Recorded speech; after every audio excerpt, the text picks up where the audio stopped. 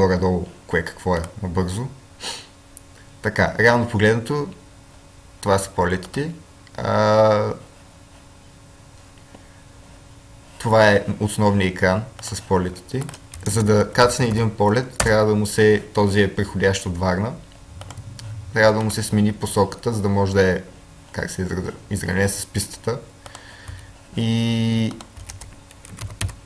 така, командите са bearing е за смяна на посоката в градуси, clear е за височината, take off runway, това, което полета е, ето този всъщност чака за излитане, и този е който къде да кацне, на land. Всъщност сега трябва този, за да кацне, той се снижава, тук всичко се изписва. Това е информацията на полета всъщност. За да кацне, и сега трябва да му смена в градуси, за да може да е точно на пистата. Така че този ще може да кацне. Сега, следващия, този трябва да излети и всъщност трябва да му назначим писта. Ще му сложа на NR. Този вече според мен ще може да му сложа на NL. Да, то го изписва, че успешно ще може да кацне. В смисъл, че иначе няма да... по принцип всяко летище си има елевация или височина и кацащата височина, която е винаги 300 фута или 100 метра отгоре. Така, този сега трябва да отиде към Софийското летище.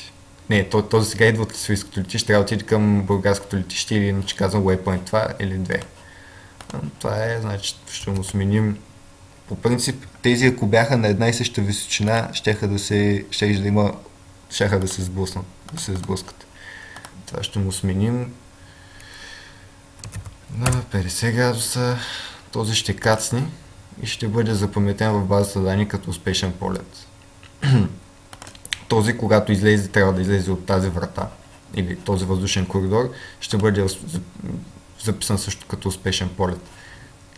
Реално погледнато в репортовете, където се записва всичко, значи има някакво вида. Тези, които се разбили, защото има и система за гориво, в смисъл, че като кликнем, този има 25 минути гориво, с две думи имаш 25 минути да може да успешно да кацне или да го изкараш в някой от въздушните коридори. Този сега само да му сменим. Да, за да може да влезе. Не, пак ще сложим. Да, така. Тези, които са кацнали успешно, тези има също и двама, които в смисъл, че с доста нагласа ги сложих на една и съща височина и ги сблъсках.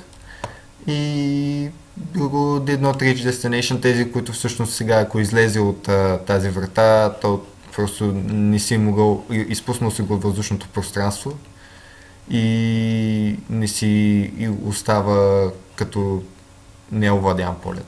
Това е, то е като малка игра цялото нещо, като трябва да се следи за височината на полетите и така нататък. Реално погледнато,